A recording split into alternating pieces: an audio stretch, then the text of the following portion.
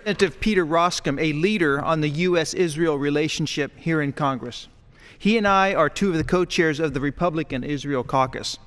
And I share with many colleagues on both sides of the aisle deep concern over the interim agreement that this administration has reached with Iran over its nuclear program. We have struck a deal that irreversibly weakens sanctions against a country that is infamous for its deception and deceit, a deal that does nothing about the infrastructure of its nuclear program. In the weeks since the accord was announced, we already see the first signs how these sanctions, which are what brought Iran to the negotiating table in the first place, are being eroded by other countries eager to resume trade with Iran, as many of us predicted.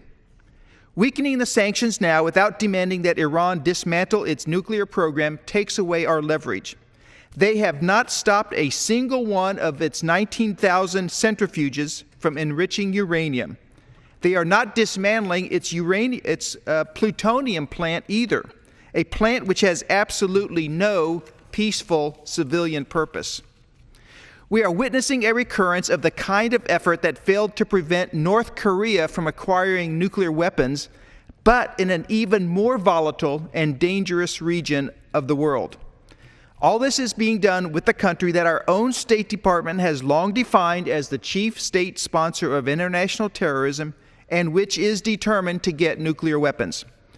By giving up our leverage in return for a flawed interim agreement, we are only reducing the chances that a productive accord can ever be reached with Iran over its nuclear program, where Iran actually renounces its right to enrich uranium. I thank the gentleman and I yield back.